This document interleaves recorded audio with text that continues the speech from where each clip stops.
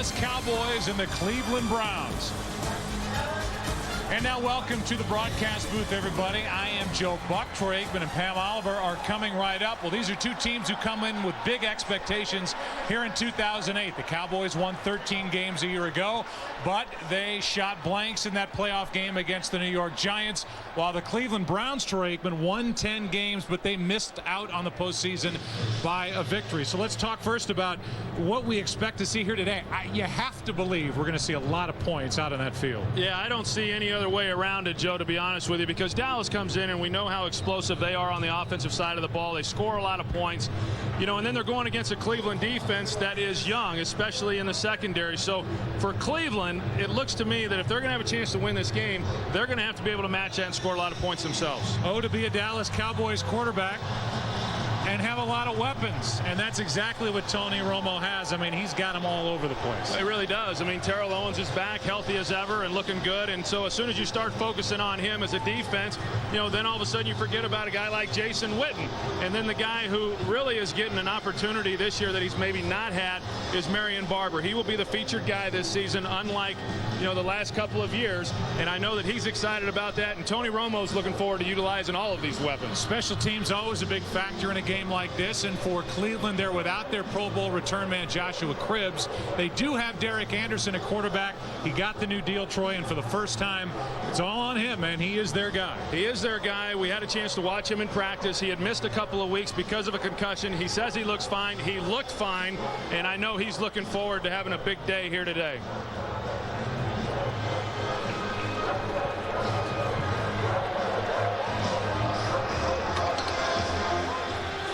The Cleveland Browns will receive the football. It's a change to the rules that the teams now can defer with the opening coin toss. Dallas won the toss. They deferred. The Browns will take the football here at the start of the afternoon. So we'll get that early peek into just how healthy Derek Anderson is and how well this offense comes out of the chute. Cindric step toe, waits for it, takes it. Crosses the 25, and he is wrapped up at the 29. And Troy Aikman, this is an offense for the Cleveland Browns. If fans are out there watching this team for the first time in over a year, they need to realize this is a good group up front, and this is a team filled with playmakers on offense. Yeah, the only change up front is they're starting Seth McKinney, who was a backup guard because of the injury to Rex Hadnot in the last preseason game. But you know, you're right. The one question right now, Joe, is that this group really did not get an opportunity to play together in the preseason. Jamal Lewis takes the opening handoff. He was questionable coming in, a game-time decision. Picks up 3. He's been bothered by a bad hamstring, and evidently Dante Stallworth, an addition for this club, is bothered by a bad groin, and he is iffy today. Here's a look at this defense, and this is that 3-4, and this is a side of the ball that's also filled with guys who ended up in Honolulu. And they were a good defensive unit last year, and I think they got themselves better with the addition of Zach Thomas, of course, Pac-Man Jones making the start at corner today. A screen set up, well executed. Jamal Lewis out across the 45, picks up 14 yards, and it's been Lewis twice. He had a big year last year, over 1,300 rush yards, bouncing back from 2 subpar seasons in Baltimore. You know, you come into a game like this against a couple of pass rushers and DeMarcus Ware and then Greg Ellis on the other side, and you start them off with a screen play like that just to make sure that they understand we're not going to let you just pin your ears back and come after Derek Anderson, our quarterback. You're going to have to account for some of these screens. First down at their own 46. Quick setup and throw, and that's their outstanding tight end, Kellen Winslow, good for 6 yards. Boy, everybody, Troy, talks about Kellen Winslow's hands. And when you watch him, even during warm-ups, he almost fans those fingers out, and it's really something to watch him receive a football. Yeah, and I tell you what was impressive to me was at practice. You know, one of the guys there was a teammate of mine, one of the coaches, Alfredo Roberts, and he said he has the work ethic of a guy like Michael Irvin. Well, in my book, you can't give a guy higher praise than saying he works on the practice field like Michael Irvin. Second down and 4. It's Jamal Lewis picking his way through this defense, about a yard short of a first down, a gain of 3.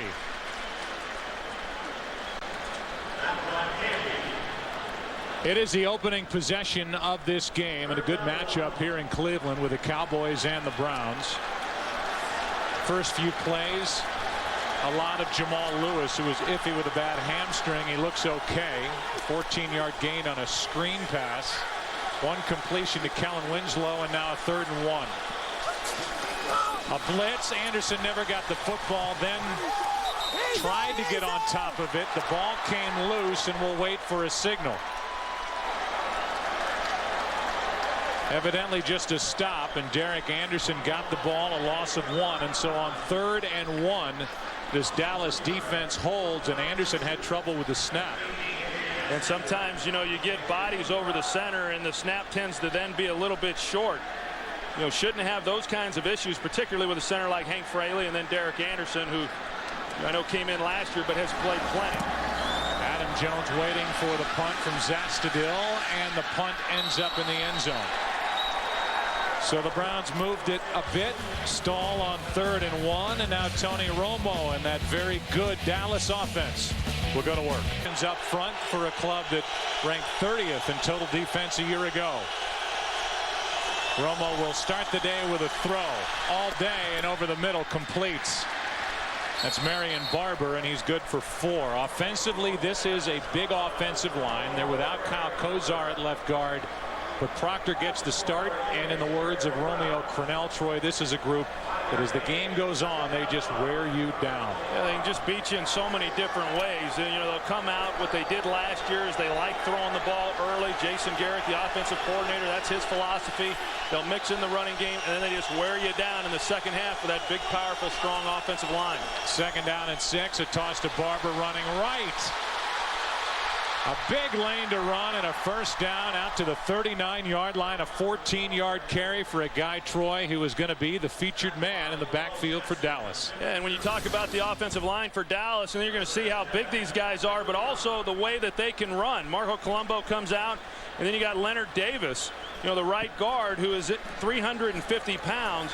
And that just shows you the versatility and the athleticism of these big guys up front. Leonard Davis coming off his first Pro Bowl. Jerry Jones stuck his neck out, signed him to a big deal coming into last year, and boy, did it pay off. Played brilliantly at right guard. Out of the shotgun, a handoff to Marion Barber. He's already been busy, and that's good for only 1. The defense, Troy, they play a 3-4, and the guy that's anchoring the middle for the Cleveland Browns is Sean Rogers, who we saw plenty of in his time with the Detroit Lions. Well, him along with Corey Williams, they were the 2 big acquisitions this offseason. The Browns made trades in order to bring those guys in. Run defense has been a problem for this team, and they are here in order to help solidify that part of this defensive unit. Felix Jones on the field for the first time with the Cowboys. A toss to Barber, nowhere to go. Back to the line of scrimmage. That's it. 3rd and long. And there's Andre Davis, who had that green box around his headshot when we gave you the lineups. The reason is he's wearing that communication helmet. He has the receiver in his helmet. He will go out. Defensive coordinator Mel Tucker can talk into that helmet, which is a change from any other time in NFL history. Now 3rd and 9.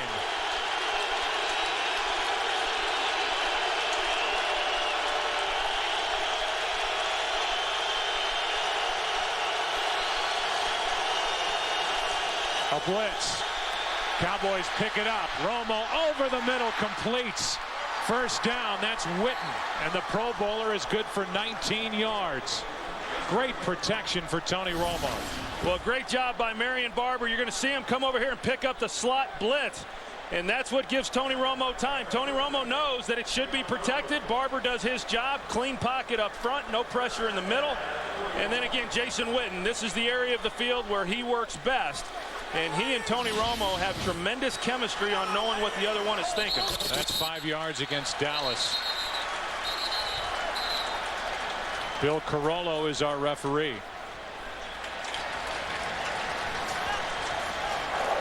Full start, number 76, offense. 5-yard penalty, still 1st down. They get Flozell Adams, but to go back to Jason Witten, 96 catches last year. That led this Cowboys team.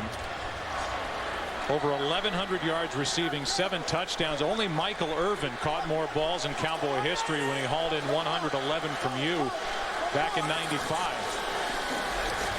Romo with a perfect pocket around him, hits T.O., who makes a juggling catch. That thing wrapped around his body, and a flag comes in late.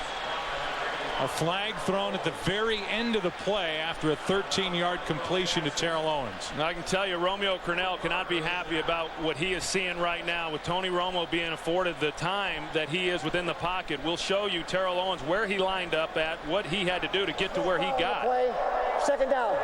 So they pick up the flag, and there's Romeo Crennel, and here's Terrell Owens. I mean, here he is right here, and look, he's going to have to dodge the linebackers there. He still is able to get all the way to the outside of the numbers.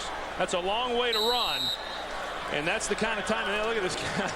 I mean, I know Terrell Owens at times has been criticized for not having very good hands. What a catch he made on that play. So after 1st and 15, now it's 2nd down and 2.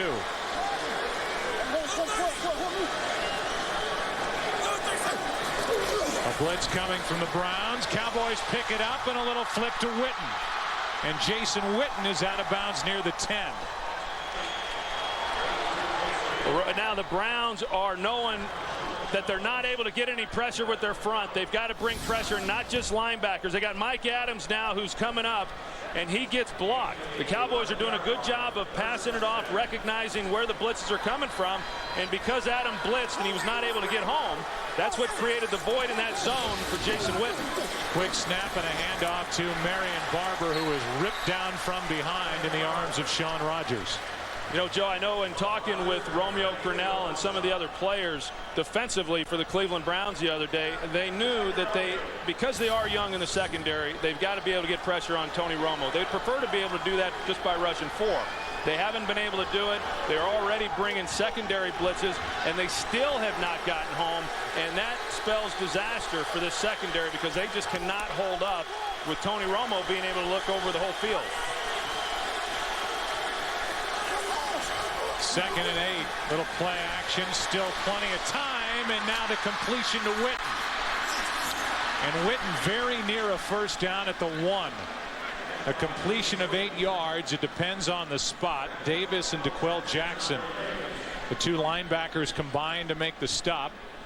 And we'll see where they place the football. And we're going to get our first measurement, our unofficial line. And it's either 1st and goal from the 1 or 3rd down in inches.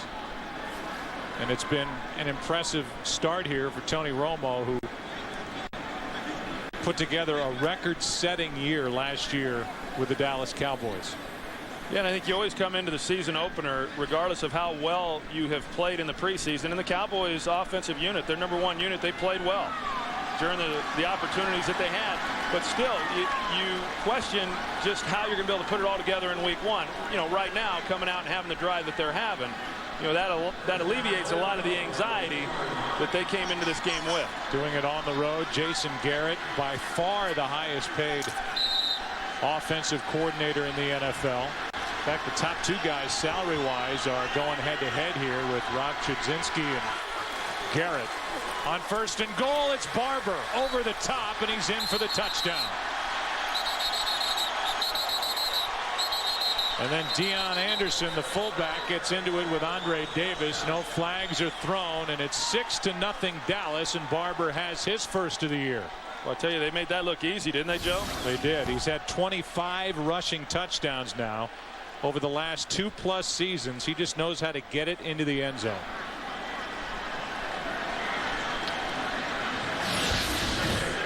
You just see it all across the NFL, Troy. We saw it today. You and I are sitting up here watching games, the early action. There is no doubt that it all starts with that offensive line. It starts up front. Doesn't matter how good your skilled position players are. If you can't block, you don't have much of a chance. And when you can, it allows a guy like Tony Romo a chance to sit back, pick apart a defense. It allows Barber a chance to go up and over the top. 7-0 Cowboys early.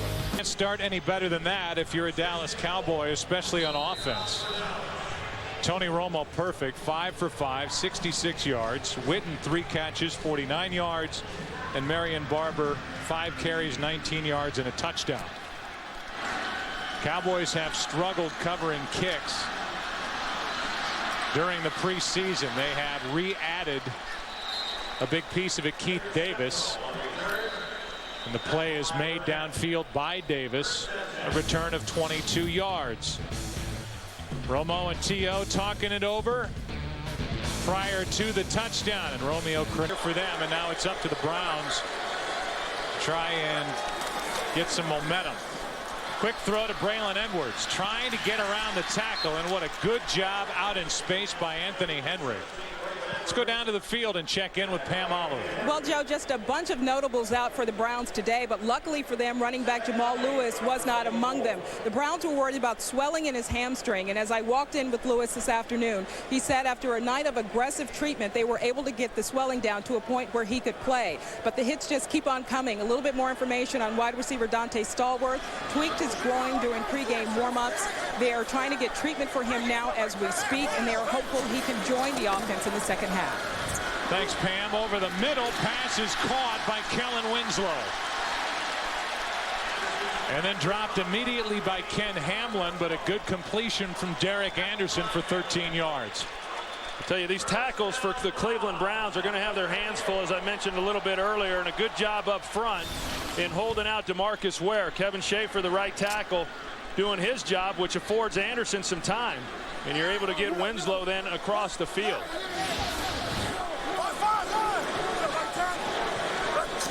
First down at their own 37. Anderson with a pocket, flips it for Edwards, up, and he can't make the catch.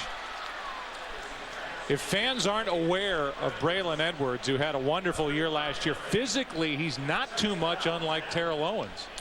No, he's a lot like Terrell Owens. He's a big, strong, physical guy. He's an acrobatic type receiver.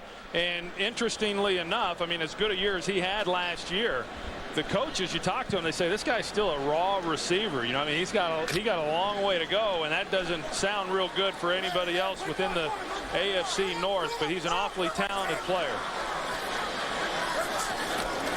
2nd and 10, and a delayed handoff to Jamal Lewis.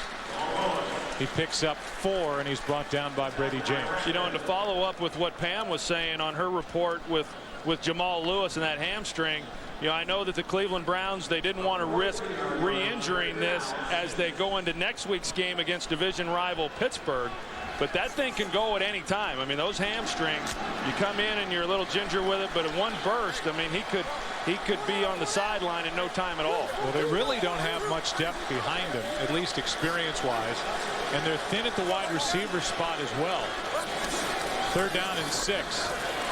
This one's batted back into the face of Derek Anderson. A penalty flag is thrown in the secondary, and it's against Dallas. This will be a first down for Cleveland. The Browns are going to have it called against Dallas. The Cowboys are saying it was tipped. The hands to the face, number 32, prior to the pass. It'll be a 5-yard penalty from the previous spot. We'll keep automatic. First down. That's the rookie Orlando Scandrick. And the argument that the ball was tipped doesn't matter because it was illegal hands to the face, as opposed to a pass interference, which would be nullified if it happened after the ball was tipped. So it's a penalty, it's a first down, and it takes the ball out to the 47.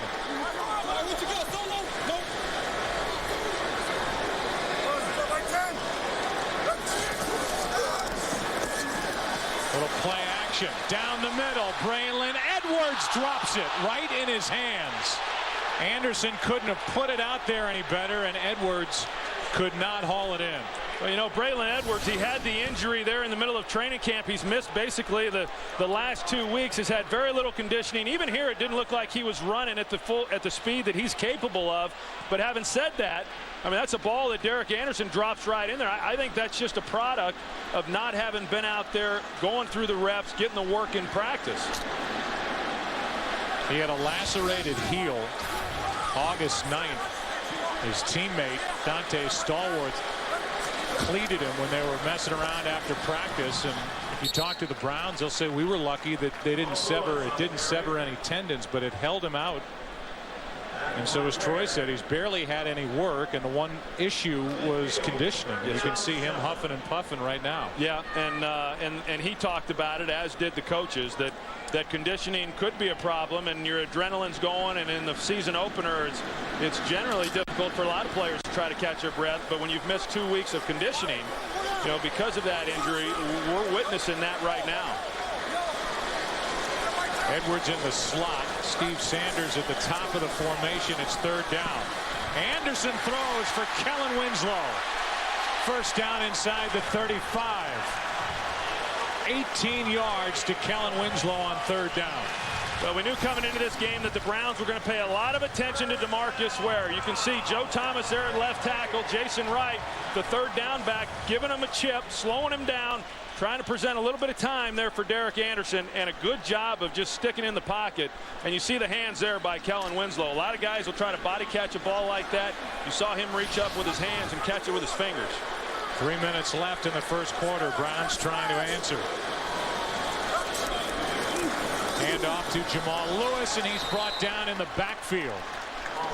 That was Spears who got in there and made the play, and a loss of a couple on 1st down. I tell you, the Cowboys, that's what they want to see from Marcus Spears. He was a 1st-round pick right after they took DeMarcus Ware a few years ago, and we know what DeMarcus Ware has done. He's made a few Pro Bowls. Marcus Spears, on the other hand, probably hasn't quite lived up to the billing. But this has been his best training camp, and if he can get that kind of push from that position, that's going to help this defensive front, and it's going to help this run defense. 2nd down and 13.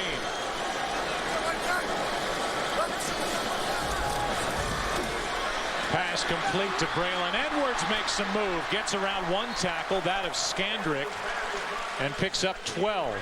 Zach Thomas eventually brought him down. Well, you can see the respect that Orlando Skandrick is giving Edwards, and rightfully so. I mean, when you're talking about a 5th-round pick that's a rookie right now making his first NFL start, and you're going up against one of the premier wide receivers in the National Football League, I think I'd be off him a little bit as well. But when you're off and then he makes the catch, then you got to be able to come up and make the tackle. 3rd down and 1. A little rollout by Derek Anderson, throws, and the pass is caught by Hayden for a 1st down. Good throw on the move by Derek Anderson. Tell you what, Hayden does an outstanding job on that route of pushing up the field and then leaning on Roy Williams to create separation once he knew that Anderson was ready to throw him the football. Anderson sees him there, and it's about that time that Hayden leans on Roy Williams, creates the separation, and then makes a heck of a catch. A couple things are going on. Terrence Newman, who's coming off his first Pro Bowl, is out with a groin injury. So that means more playing time for the rookie Skandrick, and a lot of action for Anthony Henry on Kellen Winslow. Browns under a minute to play in the first quarter. It's been an impressive drive and an answer to the Cowboys touchdown by Derek Anderson, who's 7 of 9.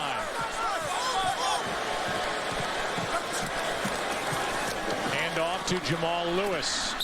And Lewis is brought down by Bowen, a gain of 2. Let's go to Kurt Menefee for a game break. Well, speaking of gains, this is a big one for San Francisco's Frank Gore. The new slimmer, trimmer Gore breaks through the line and takes it 41 yards against the Cardinals. And San Francisco takes their first lead of the season, 7-3 in the first quarter. Back out to Cleveland and Joe, Troy, and Van. All right, Kurt, I'm going on record. That's my pick in the NFC West, the 49ers. I thought March was their offensive coordinator. What the heck is Frank Gore getting the ball running it? For more info on that game or more information on the NFL, go to foxsports.com. And the whistles and flags prior to the snap, and the officials look at each other. Browns are saying that the Cowboys came across. Cowboys saying they were drawn off. Encroachment, 95, defense, 5-yard penalty, 2nd down. That's Tank Johnson, and that's some fire from Wade Phillips here in the opening quarter of the season.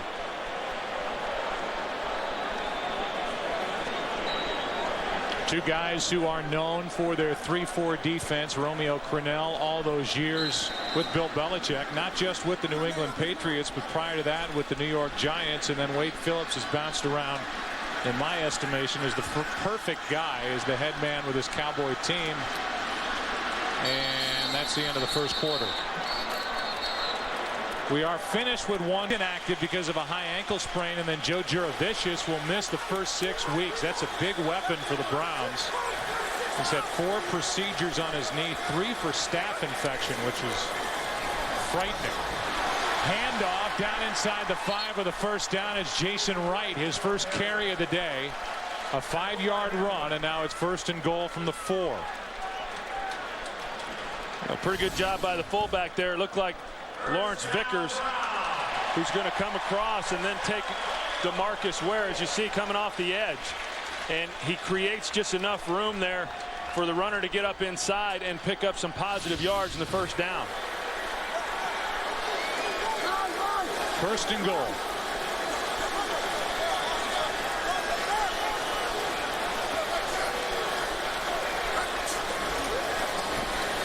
Flip. Edwards, and out of his reach. Some contact there, but the pass well over the heads of both Braylon Edwards and Anthony Henry, who's out on the edge. As we said, though, Troy, this is going to be a day where Henry, for the most part, is going to be in charge of trying to slow down Kellen Winslow.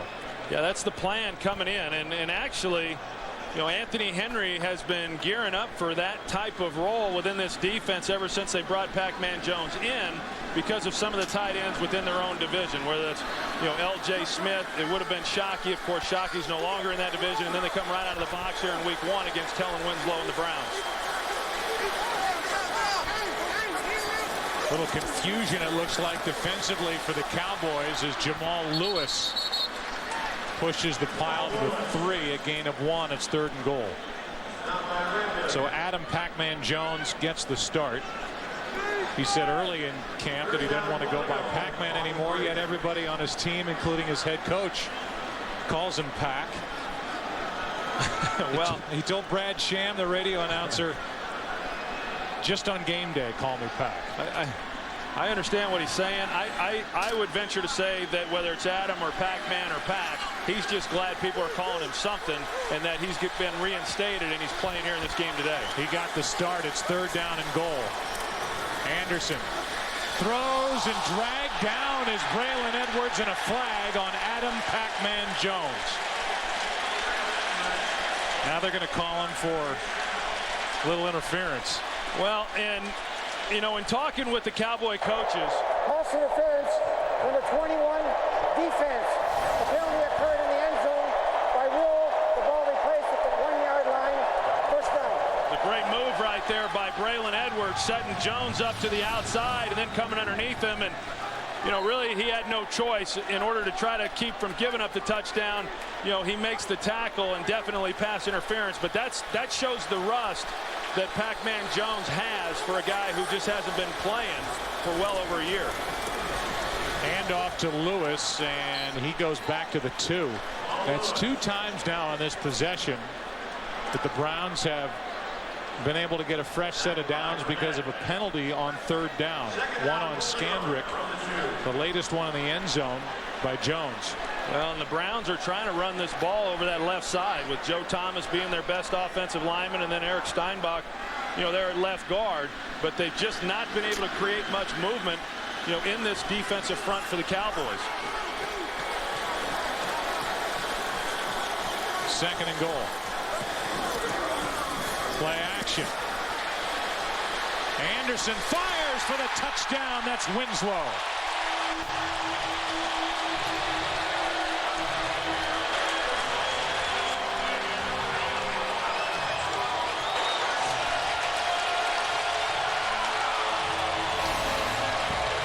Well, they go play action. They move Kellen Winslow in an attempt to keep him from getting jammed at the line of scrimmage, but Hamlin still gets his hands on him, and then he lets him go. I don't know if that was Henry, who maybe should have came up and picked him up, or whether Ken Hamlin should have stayed with him.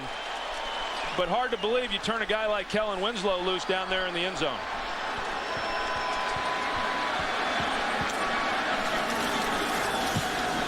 Well, that was almost blocked. Dawson knocks through the extra point in a drive that took just under 9 minutes. 2-yard touchdown throw. Anderson to Winslow. We're tied 2 years because of injuries. He's made up for lost time the last 2, and now he gets the first points of the season on that 2-yard touchdown flip from Derek Anderson. 2 big Dallas penalties on 3rd down kept the drives alive. And now here is a return by Felix Jones, the rookie. Caught the line drive kick by Dawson and now gets it to the 30, and that's all. 20-yard return. Shante Orr on the stop, and Romo enters the field again. 100th birthday. An Ohio man through and through. Started Miami of Ohio. Won a championship at Ohio State. Won here with Cleveland. Won in Cincinnati. As Romo is flush, throws Creighton his first of the day. And even when they have to put Romo on the move, he is able to fire a strike, and he hits Patrick Creighton for 18 yards. Well, he does a good job getting the ball to Creighton, and Creighton runs a good route. But had he have not gotten the pressure there at the end, he had Terrell Owens for a touchdown right down the middle. Terrell Owens put a heck of a move there on the defensive back that gave him a free run right to the post. That's Mike Adams who made the stop. He's getting the start at free safety in place of Brodney Poole, who's out with a concussion. 3rd concussion in his 4-year career for Brodney Poole. Penalty flags on the play as Barber picks up a couple over the right side. And it's a false start.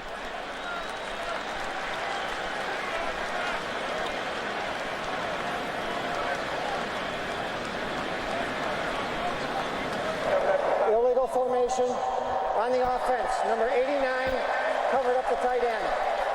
5-yard penalty. Well, the Cleveland Browns were the 3rd most penalized team in the NFL a year ago. They have not been called for an infraction yet. Dallas now has been flagged 5 times, 2 big ones on defense, when the Browns put together that basically 9-minute drive to tie the game.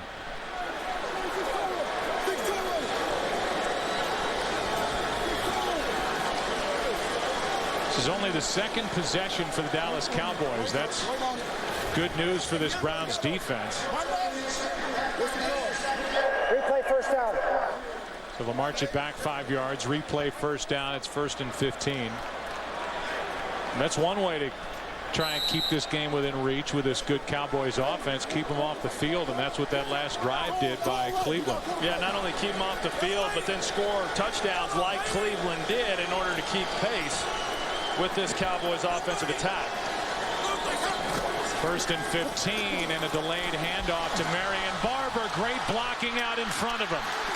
He does not go down easy, and he's inside the 35 to the 33. Good for 22 yards. Yeah, normally when you see Marion Barber make these types of runs, it's after he's broken about 4 tackles, but there was nobody there. You see, he's through the line. He's 15, 20 yards up the field before anybody even gets close to him. You know, so much has been made, Troy, about his running style. That's been something that's been a focus by the media in Dallas, that he seeks contact, and that will therefore cut short what could be a very good career at running back for the Cowboys. Out of the shotgun, plenty of time, and coming across the field is Tony Curtis, who was flipped down to the 25-yard line, a gain of 7. I just think that shows you some of the maturation of Tony Romo. They spread everybody out, and then he has the patience in order to find the open guy. And, you know, as you can see, it's going to be a long day. Already has to a certain extent for this Cleveland defense. If they're not able to force more pressure on Tony Romo, the offensive line doing a good job. Even when the Browns have brought pressure, the Cowboys have seen it, they've identified it, and they've blocked it.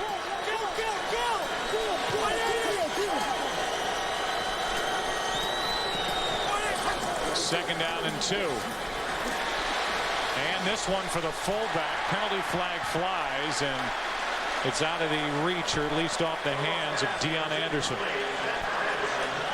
It looks like they're going to get left guard Corey Proctor on a hold.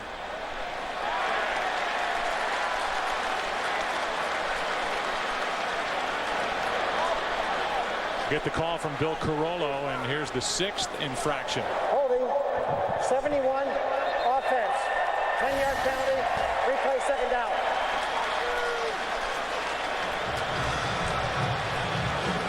That's Sean Rogers, who puts a good spin move on him. that one's easy to call. But Sean Rogers, I tell you, Joe, we've seen him in Detroit. They said he has been an absolute delight here in Cleveland. And when he cranks it up, there's not many people who can block that big man. Blitz coming from the Browns. Cowboys pick it up. Romo all day. T.O. Too easy. Touchdown.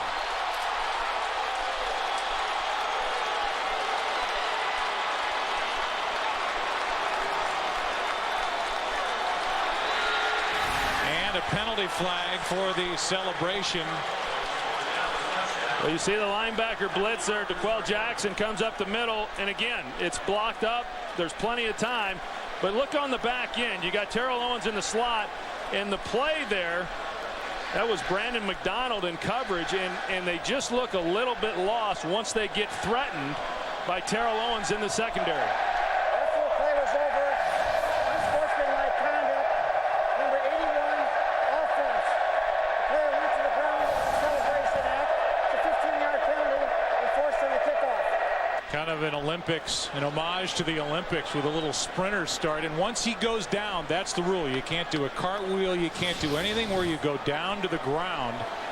When he placed his hands down on the ground, went down on a knee, that's why he got the flag. Well, I'll tell you, he looked like the Bolt on that play. Second all-time now, tying Chris Carter with touchdown number 130. And he has done it in far fewer games, and there are few that are any easier than this one. Romo with all day. Owens behind the defense. He got the flag, but he got the score, and it's 14-7 Dallas. So he's been perfect. The protection in front of him for the most part has been perfect. And if the quest for this Browns defense, Troy, was to get pressure with the front seven to take the pressure off that young secondary, that has not happened. No, it hasn't. And I know in talking with Tony Romo, he said we practice at such a high pace and a high tempo that the games are a lot like practice. Well, even more so here today because Tony never gets hit in practice and nobody's gotten near him here in this first half. But after the penalty against Terrell Owens, Folk has to kick from the 15, so the Browns should end up with very good field position. Steptoe instead of Cribbs, and that kick is well covered. So the Cowboys make the play.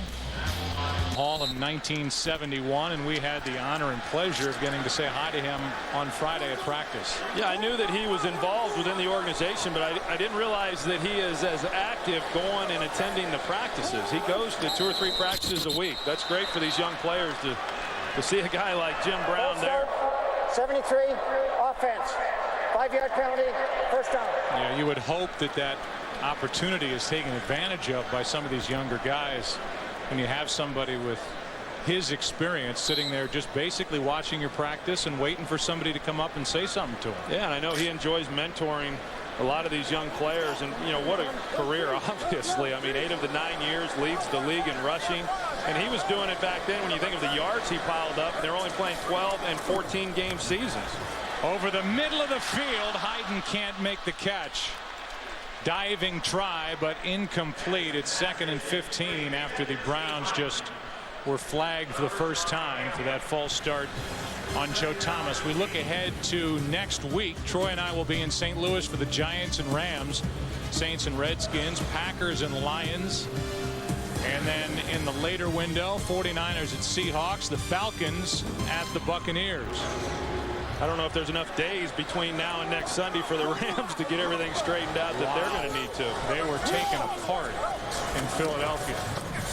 And again, it starts with that offensive line. Here is Jamal Lewis. What an impressive run on 2nd and 15.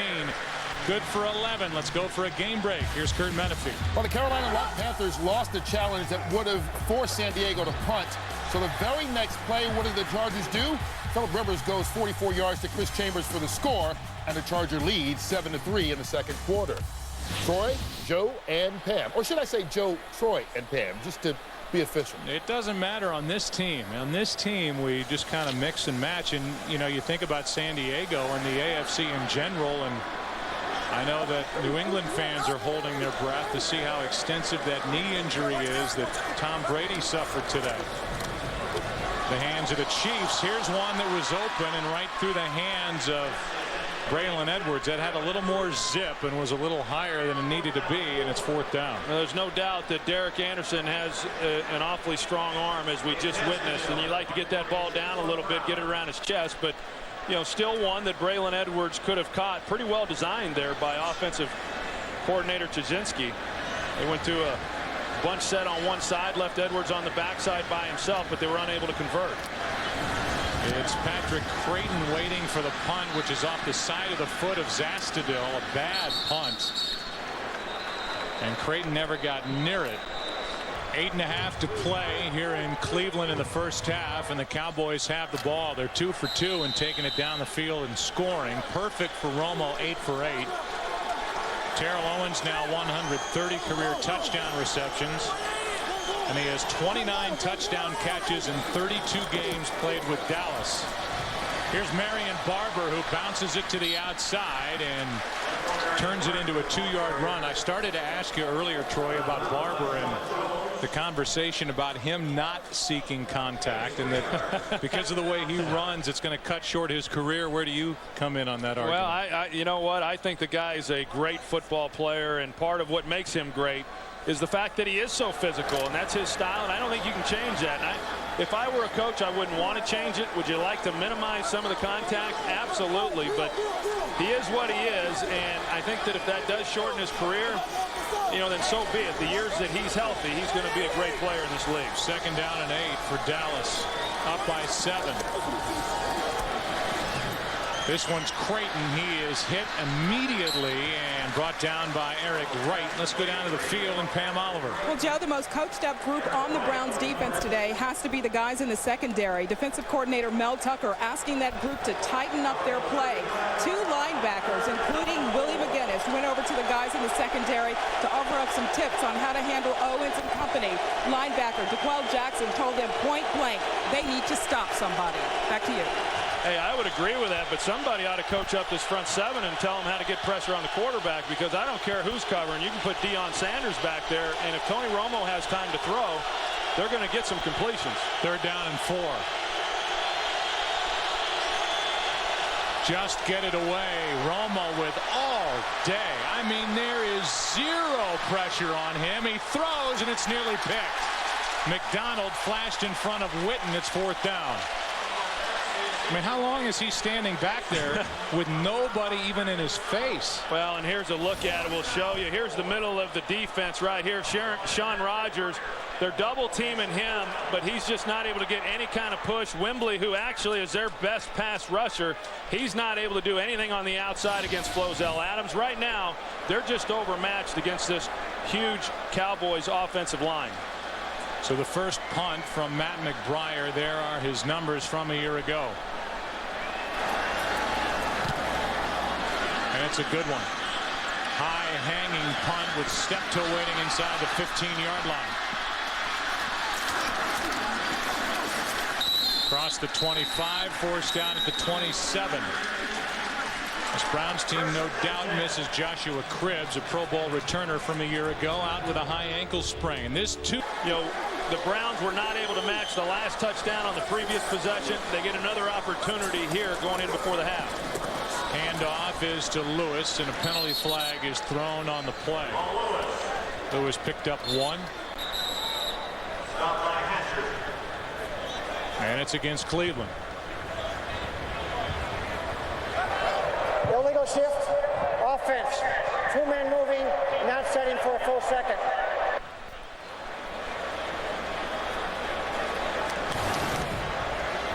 So that's a 5-yard penalty, and the Cowboy players are looking to the sideline. They'll accept it.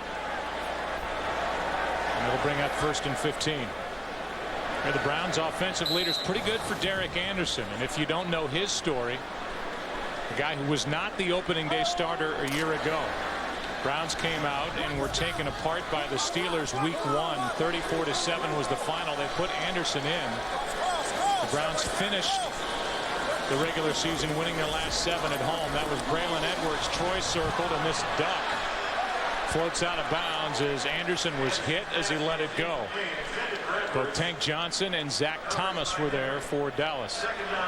Yeah, and unlike Tony Romo, Derek Anderson is at times getting a little bit of pressure, and you see the move up inside. Zach Thomas, they run a little twist with the linebacker, him and Brady James, and Tank Johnson over the nose, being able to drive into Derek Anderson. Looked like they had a shot on the outside to Braylon Edwards. Anderson getting his first game action. He did not play in the last 2 preseason games because of a concussion against the Giants. Threw 5 picks in his last 2 games last year. Second down and 15. Again, a flag flies, and this one is juggled and dropped by Braylon Edwards. Penalty flag on the play. And it's the same call against Cleveland. And I'll tell you, Braylon Edwards, he's dropped a lot of balls already here in this first half, some of which were not easy catches, but a guy of his talents, one that he typically makes. Illegal shift on the offense, number 17, and the lineman still moving. That penalty is declined. Result of the play, 3rd down. So that brings up 3rd down and long for the Browns. Yeah, and here's Kellen Winslow at the tight end position, and the shot that he takes right there by Brady James, that very easily could have been called, and he's probably going to see that each and every time he comes off the line of scrimmage. They want to be physical with him, but they've got to do it a little closer to the line of scrimmage. On 3rd and 15, Anderson has time, comes underneath, and Pac-Man Jones almost got his first. Flashed in front of Jason Wright and almost had a walk into the end zone. Yeah, not a good decision there by Derek Anderson when you're talking about having to get the ball down the field. Even if they had been able to complete that pass, they don't pick up the first down, and it's a dangerous throw late into the flat with a cornerback who's cluing the quarterback. And had he have caught that, it's a touchdown Dallas. Jones gets the chance now to return the punt. A special teams weapon, no doubt, that they added when they made the deal with the Titans to get him.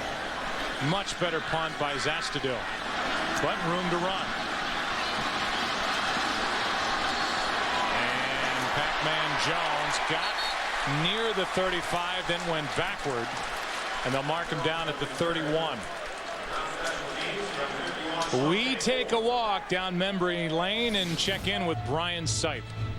4 division and 4 state titles in 6 years. And Jason Garrett, the offensive coordinator for Dallas, who grew up here in the Cleveland area, went to high school. His favorite quarterback when he was a youngster was Brian Sept, and that's why Jason Garrett wore the number 17 throughout much of his career. On 1st down, Tony Romo with plenty of time. Finally runs out of the pocket and hits Jason Witten, who's out of bounds at the 45. I mean, it looks at this point like, you know, here's a guy in Romo who's barely getting any pressure whatsoever, and the offensive linemen for the Cowboys look like they're just looking for somebody to block. Yeah, and that's there's more truth to that than our viewers know. And yeah, I think this is a very critical series right now for this Cleveland team. And you know, if they give up a touchdown here and go down 14, not that you can't come back from that, but you know, they've got to be able to somehow slow this unit down. They forced the punt on the previous possession. I think they've got to be able to get out of this one without giving up points as well. Toss to Barber, running right. Plenty of room to run. He's brought down from behind. Tackle made by Mike Adams. And Marion Barber has a quick 12 and another 1st down. Yeah, and you just kind of wonder, Joe. I mean, you were around as I was over the last couple of days and hearing the comments and seeing what different players and coaches were saying. And you know, it almost seemed like they were building in a lot of excuses in the event that they didn't come out and play well, and talking about they had Pittsburgh next week, a divisional game and an important game. But I don't know, based on what I was hearing, that this Browns team came in really believing that they could compete with this Cowboys team. Under 5 to play in the half. All day, pass is dropped to Witten, and that's a rarity. Started to say complete. He was open. The ball was laid in his lap. And Witten smacks himself in the chest and says, my fault. Yeah, he'll beat himself up for the whole week on this one, because you're right, he doesn't normally have these types of drops. A really good route. He's as good a route runner as there is in the National Football League at the tight end position. Does everything well, pushes to the outside, gives Romo a nice lane. You know, you see Mike Adams coming over, and you saw Jason Witten take his eyes off the ball, you know, just for a split second, anticipating the collision. See if Cleveland can take advantage of that drop by Witten. Hand off on 2nd and 10 to Barber. The play gets strung out, and Barber picks up a yard and a half. Wembley, the first one there for Cleveland. It brings up 3rd and long for Tony Romo. And that was a good job defensively by Cleveland in gang tackling, because, you know, Marion Barber, that's the only way you get him to the ground. One guy's not going to do it. And so when you can pursue to the ball the way they did there and get around him and then get him to the ground, now this becomes a critical 3rd down. Certainly out of field goal range at the moment.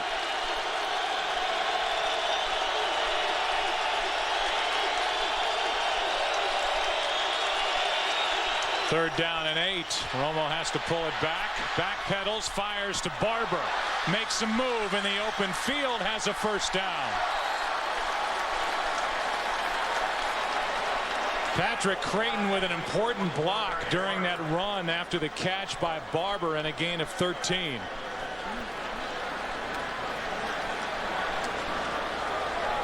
You know, they run 2 defenders over to Terrell Owens. He's going to run a go route, little double move. They got a safety over the top. Tony Romo sees that, and then the patience of Tony Romo without pressure allows him to get the ball underneath to Marion Barber, and a good block there by Patrick Creighton.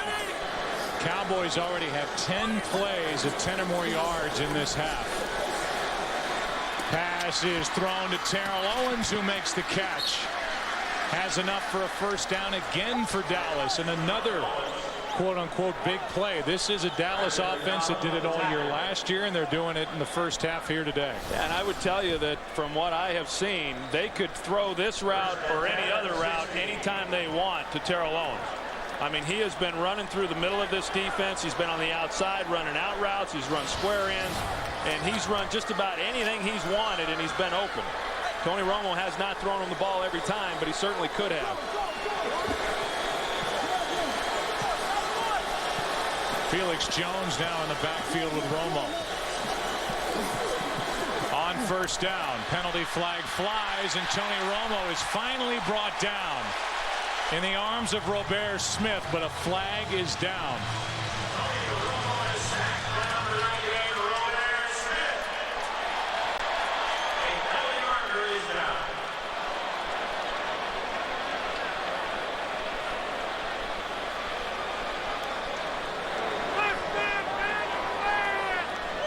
Just over 2 minutes left in the half. Dallas leading by 7 and moving inside the red zone again. Illegal use of the hands to the face, number 22, defense. It's a 5-yard penalty from the previous spot. First down. Brandon McDonald, the young corner. Yeah, and he had safety help, so he's trying to get physical here with Terrell Owens and keep him from getting off the line. You saw the headgear go back. A pretty easy call. And Sean Rogers trying to get some pressure in the middle. And I've always wondered how the helmet I know how tight my helmet was, and for those that are at home and played Pop Warner, I mean, it rips your ears off trying to get a helmet off, and at times you see these helmets just come flying off at the professional level. 2 minutes 18 seconds left, and after that penalty it brings up a first down at the 11. Cowboys have been forced to punt only once, and Romeo Crennel cannot like what he sees from his defense, particularly up front here in this half at all. Cowboys could let it go to the 2-minute warning if they want. And they will. What a start for this Dallas offense, averaging 9.9 yards per play. Yet on the scoreboard, it's only a 7-point game. See if Cleveland can hold Dallas out of the end zone. First down, 2 minutes left from the 11. Perfect pocket over the middle. It's tipped by Andre Davis and incomplete. Terrell Owens, the intended receiver, and Davis got his hand on it. They're going to see Terrell Owens. He comes in motion, and then Tony Romo thinks that he's going to stop in the pocket. Right here is where he thinks he's going to hold in that zone, and that's when he turns it loose. And you can see there's a little indecision there on Terrell Owens' part, and he goes in behind that linebacker. That should have been an interception. Yeah, I was just going to say it was more than just a hand. It was right into the chest of Andre Davis. Incomplete. 2nd and 10, Marion Barber. Down to the 7, picked up 4. DeQuell Jackson on the tackle for the Browns, and that brings up 3rd down. Well, if at this point the Cleveland Browns can hold the Cowboys to only 3 points, I mean, that's going to be a very successful possession on their part.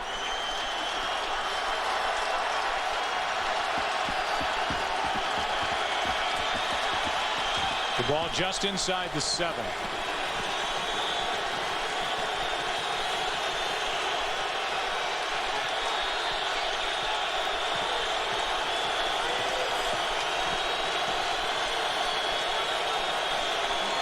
Quick set up and throw. The pass complete. No signal of a touchdown. They're going to call Terrell Owens down shy of the end zone, but he has enough for a 1st down. Boy, it looked like Owens got in unless the knee went down before that last thrust into the end zone. Let's take a look. His knees are up. And he looks like he's into the end zone to me. From what I just saw, it looked like he was in the end zone. He was on the back of McDonald. We're inside of 2 minutes, so the review would have to come from the booth. And Wade had his hands up, wondering why it's not getting reviewed.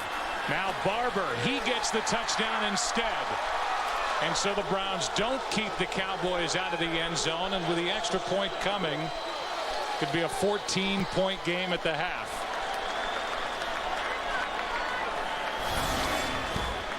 We're going to work off this left side, just a straight handoff off tackle. Marion Barber. And you can see right there, you've got DeQuell Jackson. He's the one guy who's unblocked, and he has a chance to fill the gap and then make the tackle. But he was late getting there, and once you're late and not square on Marion Barber, you're never going to get him on the ground. About 30 touchdowns in the last 32 games for Marion Barber. And a penalty flag flies on the extra point. Say that again. 30 touchdowns for Marion Barber in his last 32 games. It's incredible behind this big offensive line. Illegal formation on the defense. Nose guard 92 lined up over the center. It's a 5-yard penalty. Will be accepted and enforced on the kickoff. Point is good. So now they've been together. Of course, Corey Proctor making his start today. You know, and he's the new guy in the group. But I know that Cleveland Brown fans thought that, well, with some of the things that we've done up front with Sean Rogers and Corey Williams, that we're going to be much improved. So far, they've just not shown that. Now, as we go into the second half, as was the case last year with the Browns, it comes down to the offense. I mean, if they're going to win games, the offense has to be able to score a lot of points. We talked about that coming in, and that's how it's unfolded. They've got their work cut out for them here in the second half. Yeah, and as you said, coming on the air, I mean, if you're the Cleveland Browns, you have to hope that this is a high-scoring day. You have to hope that you do your part on offense, and so far they have not. Derek Anderson, he's had a couple of drops on the outside. Braylon Edwards trying to work his way back into game shape, but you know, there's not much time left here. They're going to have to answer at some point. Yeah, and Derek Anderson is doing it with, you know, Jamal Lewis, who's not 100%. He comes in with the hamstring. He has not been overly effective running the football, so it's going to come down to this passing game, and then that puts added pressure on the offensive line, giving him some time. Squib kick that gets away from Lawson, who is just content to fall on top of it back around his own 10. 25 seconds left in the half before we present to you the Visa halftime show. And you know what comes on that. Kurt, Terry, Howie, Michael, and Jimmy have all the scores and highlights. The Fox Sports ticker will keep you updated with up to the second stats. We already knew that on Thursday the New York Giants took care of the Washington Redskins, and now as the finals have started to filter in. A lot to talk about in this opening weekend of the NFL season. Yeah, and as is the case almost every year in the season openers, there's always a few surprises. As you know, teams that maybe you didn't quite expect to come out and play as well as what they did. We had a couple of those here today. But, you know, for the last several years, 5 teams have made the playoffs that didn't make it the year before. It'll be interesting to see who those will be this year. Yeah, that's happened 12 years in a row. I mean, that's the very definition of parity, as Jamal Lewis carries it for 7 yards. 5 teams have qualified for the playoffs that did not. Now Jimmy is looking pretty good on offense. Well, Troy Aikman and Joe Buck talked about it this first half. With that big offensive line, if you don't put pressure on Tony Romo, he's just going to eat you alive. 15 first downs, 239 total yards. You have to come up with some blitzes. Now, I know that's one-on-one against Owens and Witten, but you have to come up with some blitzes that they cannot protect. Got to put some pressure on Romo. As Michael knows, John Fox wants to pound people. He wants to pound people. He brought Dallas 4 possessions, 3 touchdown drives of 80 yards, 69 yards, and 69 again. 239 total yards, averaging 8.9 per play.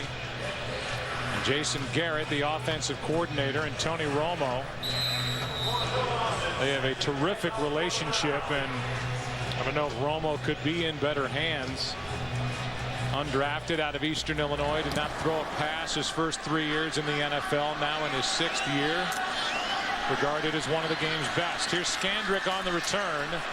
And he's out to the 20, and that is it. And we go down to the field for a report. Here's Pam Oliver. Hey, Joe, Romeo Crennel set a few basic goals that his team simply has not been able to meet. He's hoping the second half will be different. First and foremost, he said, getting pressure on Tony Romo. He said he'll try to go about it by sending extra people. Meantime, for the Cowboys, Wade Phillips says, got to keep the heat up. We can't relax in this ball game. He is pleasantly surprised by the play of the offensive line. He said just terrific protection for Romo. Back to you. All right, Pam, and if the Browns do blitz, they better get home.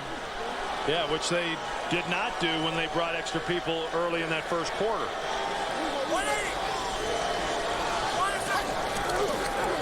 Delayed handoff to Marion Barber, and it was Wembley coming off the edge to make the play. This is a Cleveland defense, as we mentioned earlier, that finished 30th in the NFL in total defense last year. They fire their defensive coordinator. They hand the reins to Mel Tucker, 36-year-old former coach at Ohio State. He's been 3 years here coaching the defensive backs. And basically their draft was turned into trades for Corey Williams and Sean Rogers to play up front. Not just to occupy blockers, but to also try and get home and apply pressure on the quarterback, and that has not happened as the curtain has come up on the 2008 season. Here's Terrell Owens. He turns his head, makes the catch, brought down immediately, and it's going to be a flag, it looks like, against Terrell Owens. It is. Offensive pass interference. And just as you said that they needed to get pressure on Tony Romo. Pass interference, 81, offense. First, we'll take a look at the penalty with Terrell Owens as he's going vertical up the field. You can see him threatening the defense there in the right hand. He pushes to get the separation there on Eric Wright, and then there he is right there, Sean Rogers. He's able to get by Proctor, and he put a big hit on Tony Romo, and that's the first time I've seen Tony Romo on the ground today. And they had the big body, 355 pounds of Sean Rogers laying on top of him at the end of the play. Well, I think that's why when Pam Oliver said that Wade Phillips said he was surprised with the play of the offensive line, I mean, they were expecting a real challenge with Sean Rogers over the nose as well as Corey Williams there at the defensive end position. Had not shown it until that last play. Play clock at 3, and a handoff is to Barber. Andre Davis makes the play. No gain. As this Browns defense tries to make a statement coming out after halftime. We look ahead to Fox Saturday Baseball Game of the Week. And the matchups, which includes that very good one. Could be a playoff preview. The Brewers and the Phillies. Phillies beat the Mets today. The Cubs lose again to Cincinnati. Arizona leading at LA. 3rd down and 15. That's Terrell Owens. Romo in trouble, throws it away, and the defense steps up and gets something done for the Browns. That's a great job right there by Cameron Wembley and this defensive unit for the Cleveland Browns. They come out, they're down 14 points. The Cowboys are getting the opening possession here of the second half. Critical that they don't give up any more points. They do a good job there of applying some pressure on Tony Romo. Big offensive pass interference called against Terrell Owens. It negated a 31-yard completion. And now a punt from McBriar. Waiting for it is Sept. And Cindric is out to the 49. Very good field position for the Browns. Down best starting field position of the day at their own 49-yard line, down by 14. Beautiful day in Cleveland. Handoff is to Lewis. He picks up 5.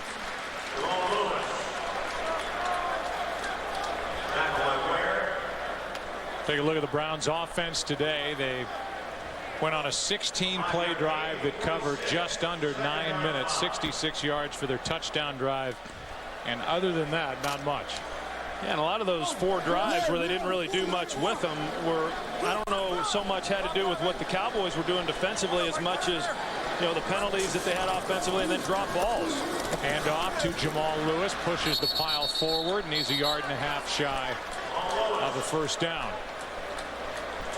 Talked about that year for Brian Sept in 1980, and there are some in the area who will tell you that there hasn't been this much preseason hype for the Browns since 1981. It didn't go well that year. They were 5-11. This is a Browns team that'll be on during prime time 5 times this season.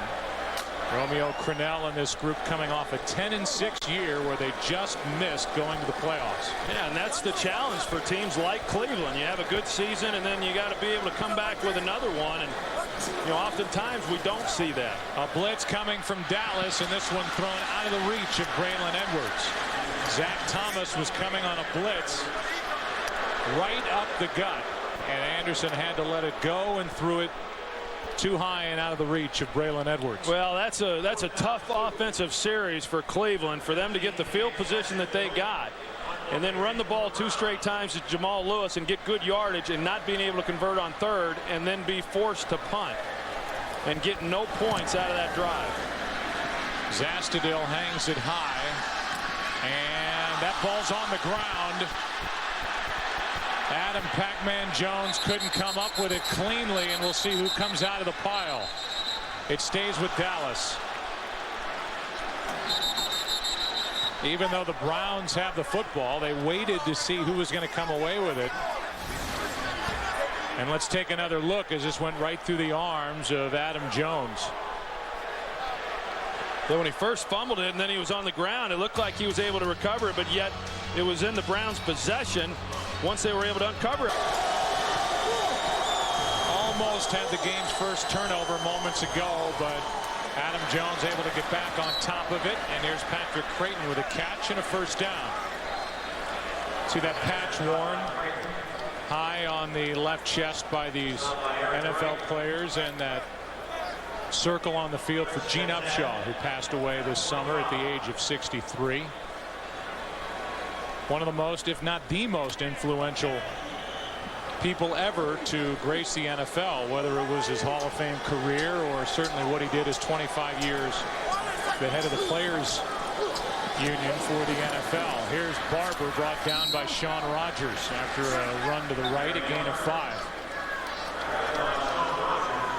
To follow up on Gene Upshaw, I thought it was interesting that there were a number of players apparently that were talking about trying to remove him from his position and weren't happy with the job that he had been doing as the executive director. But yet on the other hand, the owners opted out of the collective bargaining agreement because they thought that the players had too good a deal in the percentage of the profits that they were getting in payroll. And you know, I look at it over the years that he was in charge and what these players are now enjoying. I think he did a terrific job. Unbelievable job as Romo's backpedaling, has to throw it away. It brings up third down, and again pressure, and Romo looks like he's in some pain.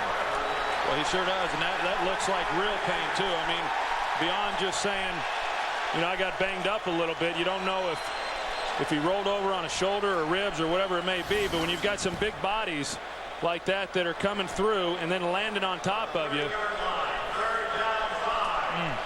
you know, meet at the quarterback. And from what I can tell, I mean, pretty obvious that Romeo Crennel and, you know, Mel Tucker and the rest of these defensive coaches had a few words for these players, because they seem to be playing much more inspired than what they were in the first half. If nothing else, they've definitely gotten some pressure on Romo. Wembley and McGinnis collided on Romo, and here's a completion to Witten, who's brought down from behind.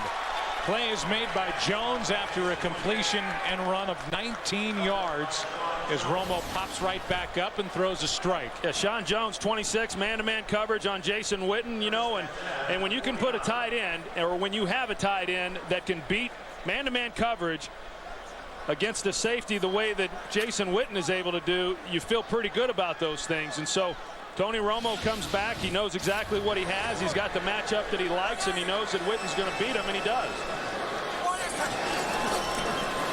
Play action from Romo, who rolls to his right and throws short. He had Witten wide open, but threw it low.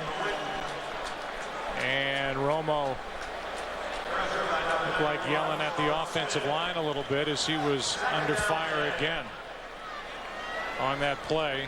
Pressured by Sean Smith, and he ended up without his helmet at the end of the play. Yeah, we're seeing Romo being pressured a little bit here, and the other day I heard somebody say, hey, the Giants showed the blueprint as to how you beat the Dallas Cowboys, and that is you jam Terrell Owens, you don't let him off the line of scrimmage, you don't let Jason Witten off the line of scrimmage, and then you pressure Tony Romo and knock him around. I say, well, isn't that the blueprint against any quarterback or any offensive unit? Romo with a perfect pocket over the middle for Creighton. Hit him right in stride, and Creighton was tackled immediately by Mike Adams. 25 yards to Patrick Creighton. And what a great route and great throw by Tony Romo. Creighton does a nice job of being patient. He knows where the hole is in that zone. Tony Romo lays it perfectly over the head of Terry Cousin, and then right into the arms there of Patrick Creighton. We haven't talked a lot about Patrick Creighton, but considering the way his season ended last year on that drop pass, that the Cowboys probably beat the Giants if he makes that play, I can't imagine anybody being happier about the start of this season than him. Still with all that, career highs a year ago for Creighton in catches, yards, touchdowns. He had 7. Penalty flag on the play, and this one is behind Marion Barber. But a flag is down. And you can see blood coming out of the chin of Tony Romo. Yeah, I've been there, unfortunately. Prior to the pass, illegal hands to the face, number 22. It's a 5-yard penalty from the previous spot. Automatic first down. It's Brandon McDonald, the second-year corner, is making his 3rd NFL start here today. Yeah, and you know, I mean, a young player, and he's up jamming Terrell Owens, and you know that in order to be effective against him, you got to be physical, and then he gets the hands to the face once again, and here's the hit. You can see that, and that should have been a penalty. You see that Willie McGinnis led with the crown of his helmet, but it looks like Tony Romo's probably going to be taking some stitches when this game's over.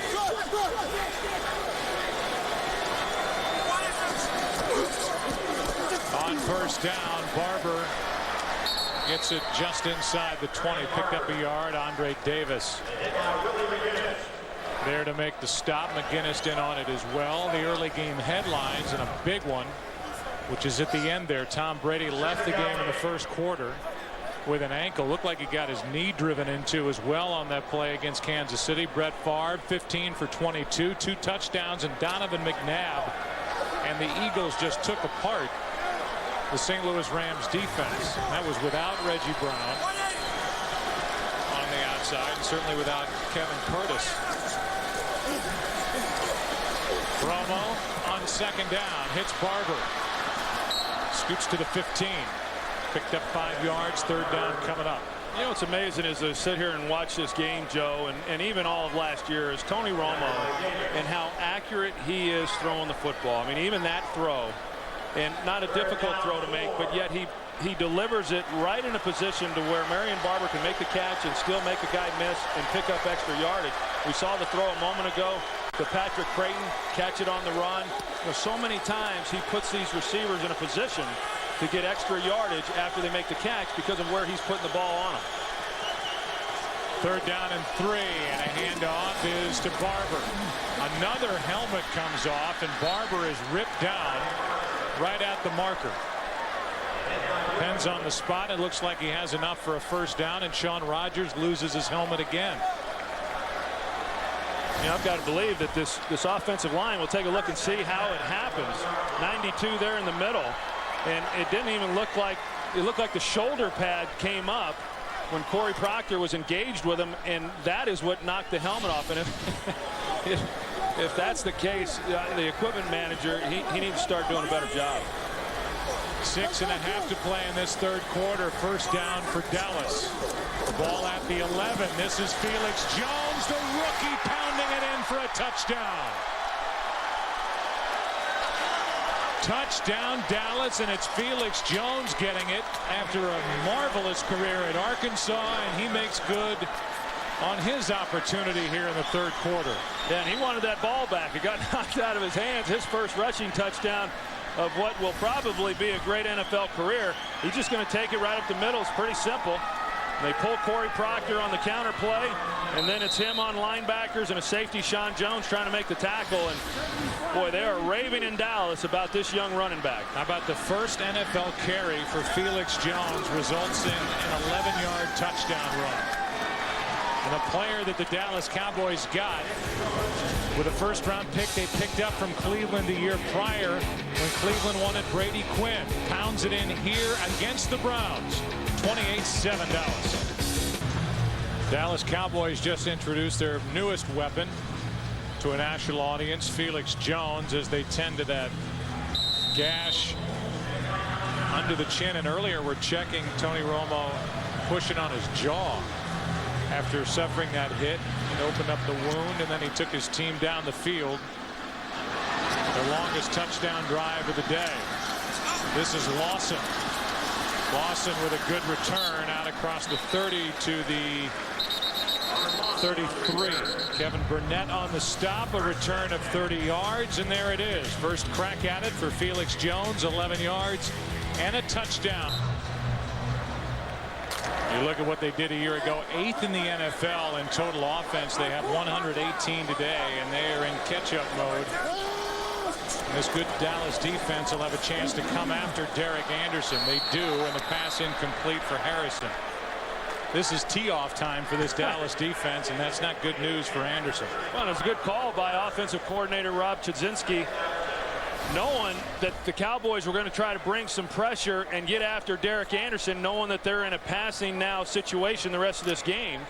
They run the screen much like they did earlier, and they just aren't able to execute it. That's Jay Ratliff, who's the starting nose tackle, splitting time with Tank Johnson. And it's 2nd down and 10. This so far has been a stumble out of the gate for the Browns, and now a timeout.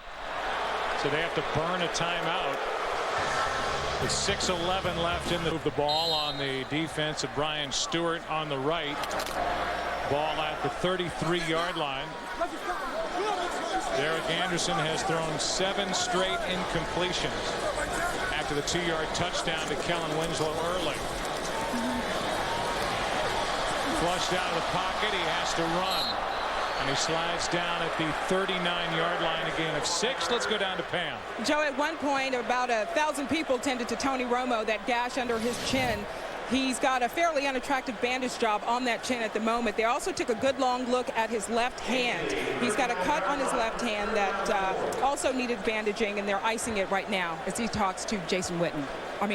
Jason Garrett. Back to you. All right, Pam. Well, obviously that's something to keep an eye on as this game goes on. I mean, it's a 21-point game at the moment. This could be a game where he doesn't even have to finish if they don't want to run him back out there at some point. As Anderson on 3rd down can't find anywhere to go with it. Throws, and it's broken up. Good play by Anthony Henry. Pass intended for Jason Wright. It's 4th down, and it's the punt team on the field again for Cleveland. Yeah, you called it, Joe. That was an excellent play by Anthony Henry, because once the quarterback gets outside of the pocket, you've got to kind of try to decide, okay, am I going to come up and take him, or am I going to stay with the receiver? And he was able to do that. Derek Anderson was afforded a little bit of time there on the last couple of throws that he had. He just couldn't find anybody open down the field. Anthony Henry broke in with the Browns, was here from 01 to 04, had 10 interceptions as a rookie. And now penalty flags fly. False start, 87, offense. 5-yard penalty, 4th down. Starnell Dinkins. And this is a frustrated crowd here in Cleveland. And it's a frustrated Romeo Crennel as well. And the entire group, offensively and defensively, players are frustrated, and rightfully so. I mean, some of the things, they've got some injured players, but some of these false starts and everything else are just unacceptable. Jones will watch it head out of bounds. Good punt by Zastudil. So Zastudil hits it 46 after the OT. And Romo is back out there. Cut up chin and all. First down at their own 20.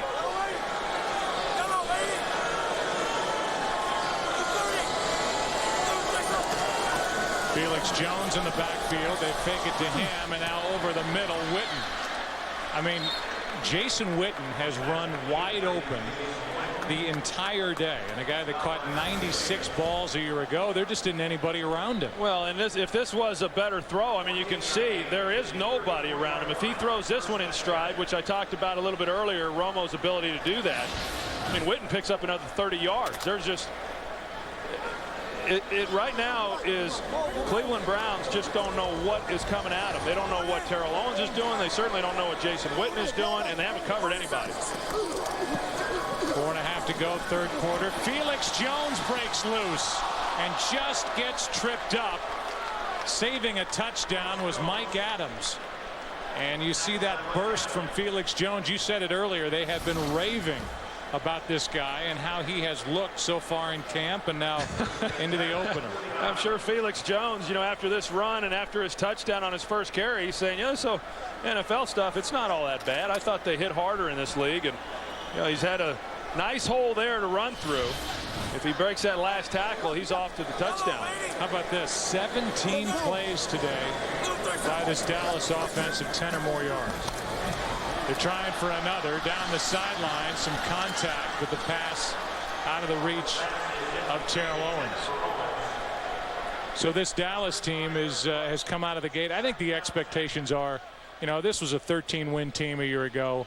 If they don't get through the postseason, get to the Super Bowl, this is going to be considered a disappointing season. They have shown nothing here today that would make you think that they won't. No, and they didn't show anything through the preseason either. I mean, this is a team that, you know, went through the entire 4 weeks without any incident, came into the game, they kept building, you know, to come out here today and have a great performance, and that's what they've done. I think the great thing about this Cowboy team, what they've been able to do is not worry about all the talk about Super Bowls, and they're pretty focused on the process of getting there. Here is Stanback with his first catch. The former quarterback is starting to blossom as a receiver, according to Jason Garrett. That was good for 8 yards, and that's why I think, even though he doesn't get the credit around the league, I think Wade Phillips is the right guy as head coach of this Dallas Cowboys team. It's a good mix with Jason Garrett as the offensive coordinator, but this is a guy that doesn't really crave the spotlight, kind of an understated guy. Brought his defense. He's a great football coach, and he's done well here with Dallas. Yeah, and I've said before that if the criteria is always for a head coach that you got to go win the Super Bowl, then every coach would be getting, you know, 31 coaches would be getting fired every year. He has done a good job, but expectations certainly are high. Oh, how about that? The catch by Creighton spinning around. Nearly a pick, and somehow Patrick Creighton got it. Brandon McDonald whiffed on it, and it turns into a 17-yard completion. That's great concentration by Patrick Creighton. This is not easy to do when you've got a guy coming across your face like that to try to knock the ball down, and then still being able to focus on the ball in flight and make the catch. You know, they had been looking to replace Patrick Creighton as the second receiver. He's ideally a third receiver in the slot position, but as you said a little earlier, Joe, he's been awfully good as the second guy as a compliment to Terrell Owens. I think now they're pretty happy with this role within this offense. It's a false start against Dallas. One of the few things that they haven't done well here. They've been penalized. False start, 75 offense, 5-yard penalty, replay first down. It's 9 penalties now against the Dallas Cowboys. Really the only issue that they've struggled with today. There's another look at that catch by Patrick Creighton, and just, you know, what good concentration it was, because McDonald not only came out in front of him, but he also went over the top of his headgear and very easily could have knocked him off that ball, but he was unable to do that. And you know, Patrick Creighton is a brash guy. He's probably the most outspoken player, you know, on this team whenever he gets in front of the media, but for the most part he's able to back it up when he plays. Romo fires to Terrell Owens, and Owens down inside the 10 to the 6. Just right in stride for the most part all day from Tony Romo. That one for 22 yards. Yeah, and you mentioned whether or not Tony Romo would finish this game. I can tell you that as a quarterback, when you're seeing things the way Tony Romo is today, and you've got the kind of error out there in the defense like the Cowboys are able to create, you hope that this game never ends. I mean, this is fun right now for any quarterback to drop back and just play catch with your receivers. It's as if there's nobody out there defending them, which is really, you know, what it has looked like. First and goal for Dallas. Already up 21. Felix Jones to the 5, and that's it. Picked up a yard. Mentioned Felix Jones as the player that the Cowboys ended up with by using the pick that they got from Cleveland when Cleveland made the deal a year ago to draft Brady Quinn. Then they turned their picks this year, Cleveland did, into this defense. They traded Lee Bodden and a 3rd-round pick this year for Sean Rogers with Detroit, and a 2nd-round pick this year for Corey Williams and the Green Bay Packers, and it has not turned into the results they were looking for here in their first real test of the season. How about that? 405 yards of offense for Dallas, and we're not even through the 3rd quarter. This one's picked off, intercepted by Wright. Underthrown was Terrell Owens, and Eric Wright gets the interception, the first turnover of the day.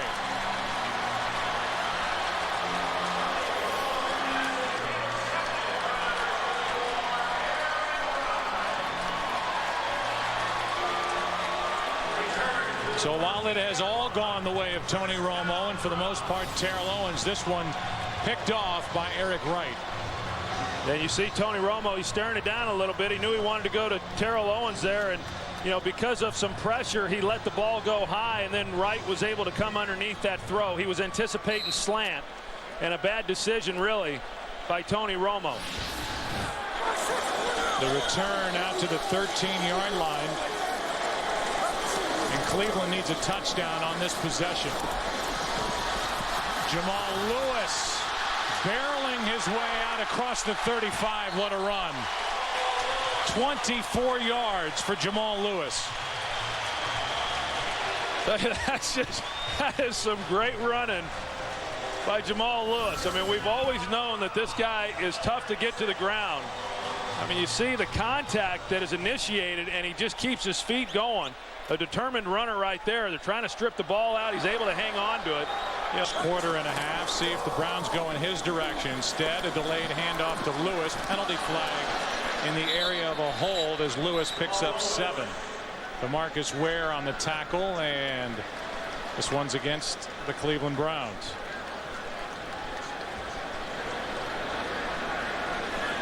Another guy without a helmet, Tank Johnson. Make sure his earrings are still in. He got a lot of face time on Hard Knocks. On the offense, number 68. 15-yard penalty. Replay first down. I don't know what Tank Johnson spent on those earrings, but he wanted to make sure that they were both in his ears before he put his helmet back on, and didn't want to leave him on the grass here in Cleveland. Yeah, with studs that big, I think I maybe would do the same thing. Of course, I wouldn't be wearing them out there either. You were more. Yours look nice today, by the way. You're bothered by this headset. You were more of like a bracelet kind of choker necklace guy.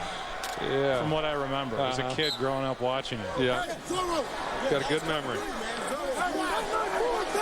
1st and 25 now after the personal foul. That was a big penalty, taking it back to the 22.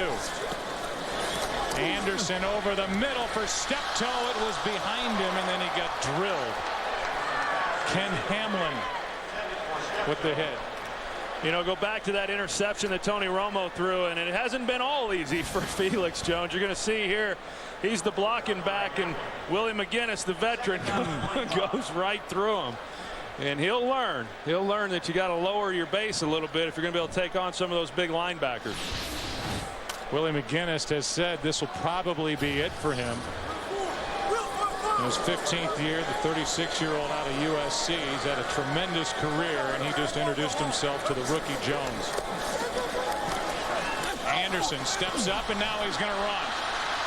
Room to maneuver, and he slides down. They're going to mark him at the 37. And a little more manageable third down coming up after a run of 16 yards. Yeah, not something that Derek Anderson does a lot of. I know in talking with him and then offensive coordinator Rob Chudzinski as far as his mobility, and you know, he has a size 15 shoe, and that generally is not conducive to being real quick on your feet. How about with his arm? The last completion for Derek Anderson was with 12:43 left in the second quarter. A 2-yard touchdown pass to Kellen Winslow.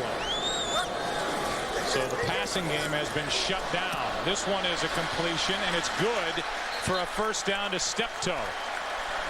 A blitz was coming, and Derek Anderson just got rid of it before Henry laid him out. Yeah, really good job. He's going to get pressure on his front side right here by Anthony Henry, and he hangs in there. I mean, an unblocked guy, he knows he's unblocked. He hangs in there and takes the hit and delivers a perfect ball. You know, a guy that's unwilling to do that, then you let the ball go a little bit high, it's incomplete, and you're punting. A good job by Derek Anderson. That was a big first down out to the 49-yard line. Steptoe with a catch, a guy who was on the practice squad all last year. This is a Cleveland team. There's Winslow, good for 9.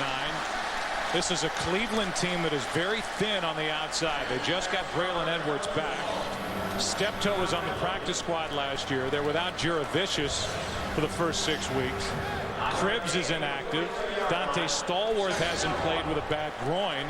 And they just activated Steve Sanders off the practice squad. They are really thin out there. Yeah, and I think the loss of Joe Juravicius is really huge. I mean, you're talking about a guy who had 50 catches last year, and it's hard to make up that kind of production. Second down and 1.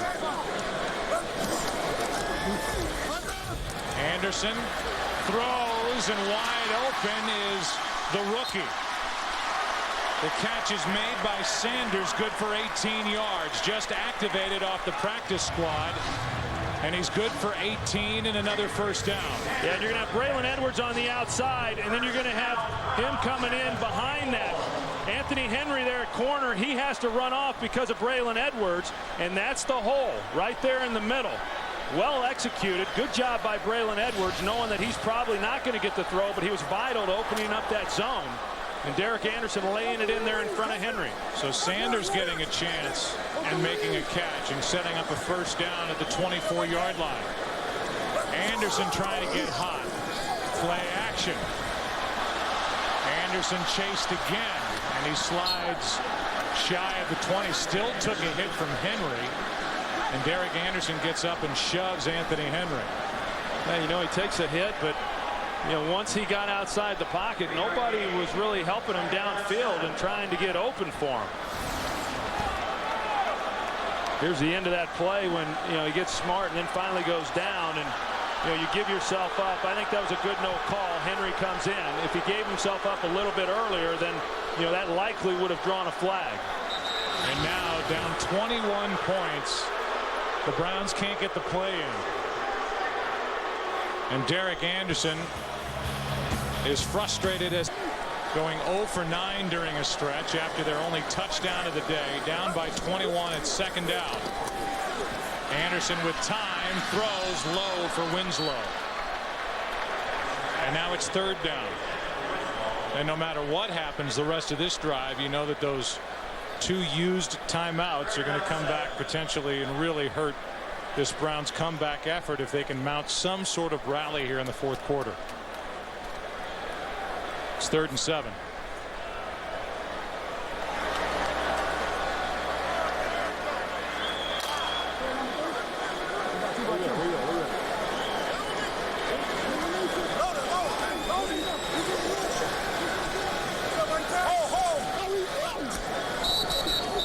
see movement.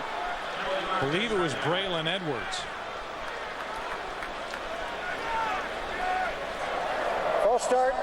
Number 17, offense. 5-yard penalty. 3rd down. Sloppy play offensively for Cleveland. Yeah, and we've seen a lot of that coming from Braylon Edwards. He's had more than one penalty. He's had more than one drop, and this guy is an outstanding football player, and I know that he's going to continue to get better, and having missed that time, I think definitely is affecting him. But he has struggled. He really has struggled, and the time off, you can tell, has made a difference. They're crediting Braylon Edwards with 4 drops in this game. Pressure from where? And he comes from behind, knocks it out. That's a fumble. Picked up by Sept. They keep the clock winding, and it brings up 4th down. Fumble. 4th down. So it's a fumble. It's 4th down. And if you're the Browns, you're down by 21. You have to go for it, don't you? Yeah, I think so. I mean, I don't think a field goal really helps you any here. And, it ended up not being a bad play. And here they are running out the field goal team. And you can hear the crowd on what they think of it. If they make this 28-10, it's still a 3-possession game. And likely they're not going to have that many possessions left. Yeah, it's a 3-possession game with 1 timeout left. The way Dallas is moving the ball, I think you go for it here on 4th and 3. Well, I don't even think there is a decision to be made. I think this is absolutely wrong by Romeo Crennel. 34-yard try is good by Dawson, but this crowd doesn't like that at all. And it's 28-10. DeMarcus Ware with the pressure. Knocked it out of the hand of Derek Anderson. Set up 4th and 3. That's it, an 18-point game with over 10 to play.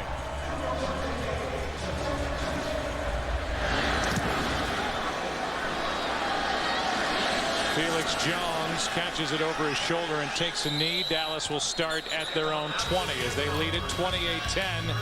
Highlights from around the National Football League here in the opening weekend. Plenty to talk about, and we'll be watching. We ask you to as Romo tosses. Felix Jones gets the carry. Felix Jones has been the featured back while Marion Barber went in for x-rays on his ribs. So if we get any more word on exactly what happened to Marion Barber, we'll pass it on, or what the evaluation turns up. But at the moment, it's the rookie Felix Jones. Yeah, and I would think that he's going to get a bulk of the work here on this possession. We did see on that last possession Jason Garrett electing to continue to throw the football, continue to be aggressive. They gave points away when they threw the interception. I would imagine that they'll come out here and just try to run this clock down as best they can. 2nd down and 7. Handoff is to Jones running left. Not much there as the Browns stack up against the run. A gain of 1. Prior to that play, Sean Rogers and Corey Williams, 3 total tackles between them in their Browns debut. Early game rushing leaders. Michael Turner, first year as a featured guy for Atlanta. They had a big day, and look at what Michael Turner did. Willie Parker, he and the Steelers will take on Cleveland here next week. And Brian Westbrook, 91 yards, a touchdown on 19 carries against St. Louis for Philadelphia. A great win for Atlanta. And Matt Ryan already has one more win than I got my entire rookie year. 3rd down and 6. Out of the shotgun. Romo throws and completes. Creighton makes the catch, and that means that Romo is now over 300 yards for the day. And I tell you, this is easy for most veterans, but for rookie running backs, Felix Jones, to see the blitz coming and be able to get over there and pick it up, that's a good job. And I think that illustrates, why these coaches think so much of him. Typically, when a running back comes into the league, they're pretty good running the football, but they're not very good in recognizing blitzes, and more importantly, even if they do recognize it, blocking it up. But Felix Jones, boy, he's an all-around player, and he's going to contribute a lot throughout this season. 1st down Dallas, and a toss. Felix Jones running right. Penalty flag on the play, and there's nothing out there for Jones. No gain. Indication is it's against Cleveland. Holding. Number 92, defense. 5 5-yard penalty from the end of the run, automatic first down. Something they started to call more of a couple of years ago, Sean Rogers, for a defensive hold in the middle of all that action.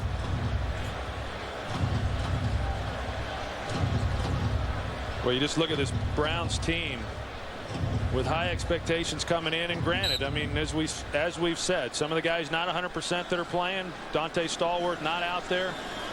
Rodney Poole did not play the safety for them, but they've got some work to do if they're going to be ready to get out there to next week against Pittsburgh, a good Pittsburgh team, and rebound from this difficult performance. That's 9 penalties now against the Browns, all coming after the first quarter in this game.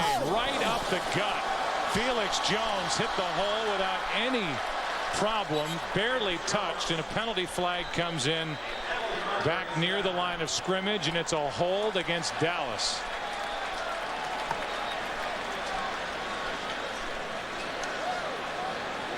With under 7.5 to play.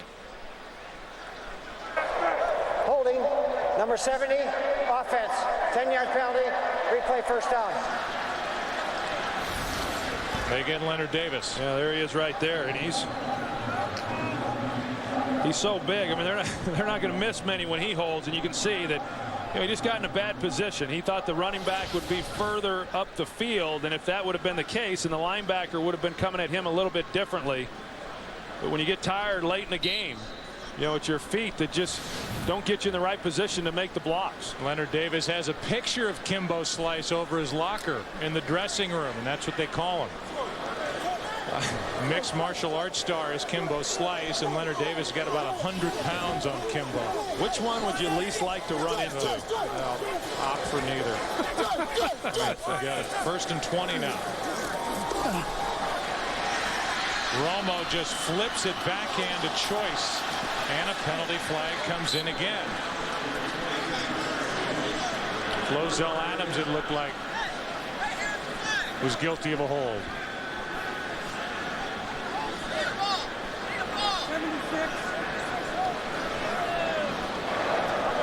Holding, number 76, offense, 10-yard penalty, replay first down. There's number 76 on Cameron Wimbley. Yeah, and Flozell Adams grabbed him and slung him to the ground. Mentioned Romo's over 300 yards for the day. Last year, Tony Romo set a club record with 7 300-yard passing days, and he's 1 for 1 this season. 302 with a touchdown and interception. 2 rushing touchdowns for Barber, who's bothered by bad ribs now. And 5 catches, 87 yards, and a touchdown for T.O. And I'll tell you, when you're completing 70% of your passes, I mean, it makes it real easy for Jason Garrett to continue to make those calls. 1st and 28, and they throw it up by 18, and the pass is caught by Stanback. He makes the catch out of bounds at the 34, a 15-yard completion for a guy who's still learning the position of wide receiver. And because Hurd is out with a bad ankle and Miles Austin is out with a bum knee, a sprained MCL, and probably will miss at least the first 2 weeks, Stanback will get some action. Yeah, he will, and he's a raw receiver, and as you said, Joe, he's got a long way to come. They were uncertain as to whether or not he would even be able to play today because of the shoulder injury that he has experienced. I know a lot has been made of the injuries to the other guys who aren't with us, but the key guys from last year that made up this team are all on the field today. On 2nd down, handoff is to Felix Jones, has a first down. Inside the 45 of Cleveland, here's Kurt Menefee to tell us what's coming up on the OT. All right, thanks, Joe. Coming up after all our late games, it's the OT. All the latest on Tom Brady's knee injury. We'll recap a huge day for Donovan McNabb, Drew Brees, and the ageless wonder Brett Favre. Also, all the news, notes, scores, highlights, and interviews from around the league. That's right after all our late games are done. But for now, back to you, Joe, Troy, and Pam. All right, Kurt, thanks. Dallas Cowboys trying to start 1-0. They're up by 18, and with 5 to go. Clock is running, first down. Felix Jones getting a heavy dose. to the 40. Well, I know Hudson Houck is happy with what he's seeing. He's the offensive line that came to the Cowboys this year from the Dolphins. He was the offensive line coach when I was playing for the Cowboys for a number of years, and a little different philosophy for this Cowboy team from when he was here the first time with Emmitt Smith and running the football. And I know that here in the fourth quarter, running the ball the way that they are has got to make him happy. Well, that's really where all the money that the Dallas Cowboys make as an organization, and that figures to go up when they go into that $1 billion plus stadium next year. They get a real advantage. There is no salary cap for a coaching staff, and they can overpay for coordinator Jason Garrett. They can overpay and overwhelm somebody like Hudson Houck to make sure that he comes back, and that's where they have a real advantage with the money that they have flowing through this organization. Well, he's been a good coach in this league for a long time. You look at the names of those players that he has coached, whether it be at college or in the pros, all of them Hall of Famers with the exception of Larry Allen, and he soon will be. And the guy standing behind him right there is none other than Eric Williams. He's a longtime right tackle, played some left tackle back while I was playing, and is now an assistant offensive line coach to Hudson Houck. 3rd down and 5, and this is Choice, and it doesn't matter who's carrying it. There's plenty of room to run in front of him. And Tashard Choice picks up 15 before Leon Williams brings him down. And all the good teams are able to do this. You've got a lead, the clock is running, you keep it on the ground, you grind out yards, and you run the clock out.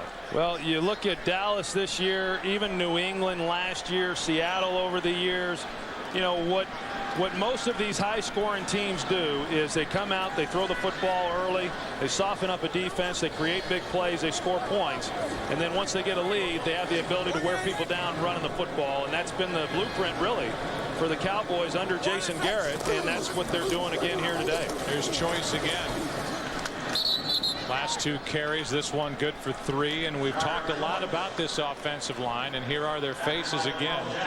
Flozell, Corey Proctor playing at left guard in place of Kyle Kozar.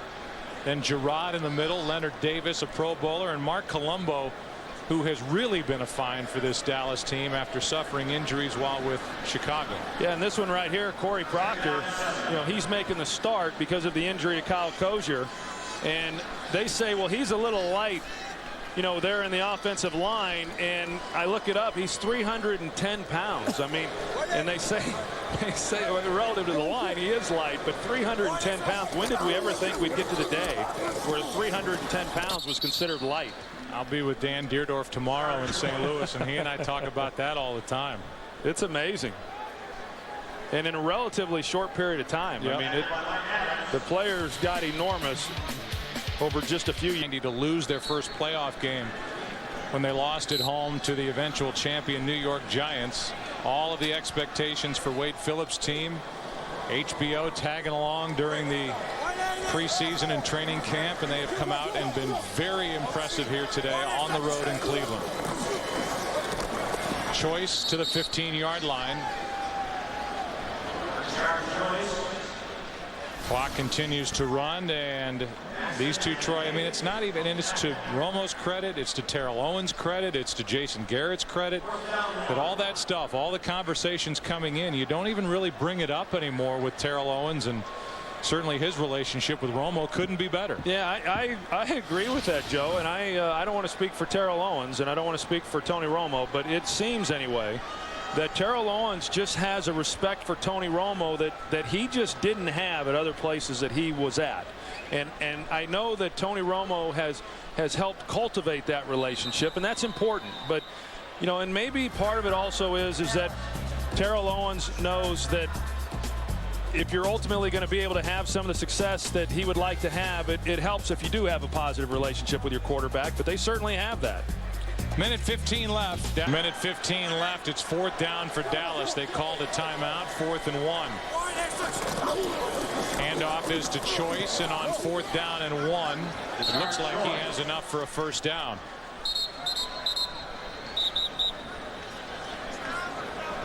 And it is enough for a first down, and that will in effect end this game with under a minute to go as Choice picked it up The upcoming schedule for the Cleveland Browns, they better get it figured out here in a hurry. 3 divisional games. They're at home against Pittsburgh, a big one, at Baltimore and at Cincinnati before their bye week, while the Cowboys are at home against Philly on Monday night, at Green Bay, at home against Washington, and then Cincinnati. And Romeo Crennel and staff will have plenty to talk about at the end of this one. Kneel down time for Romo. Today's game being produced by Richie Zients, directed by Artie Kempner. Our thanks in the booth to Steve Horn, our editorial consultant. The technical producer is Joe Stevens.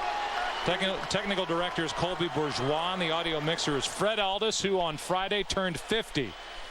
The editorial consultant is Steve, as I mentioned. The broadcast and associate directors are Derek Manning and Judy Wong. The broadcast associates Rich Gross and Bentley Elliott. And the halftime show produced by Bill Richards.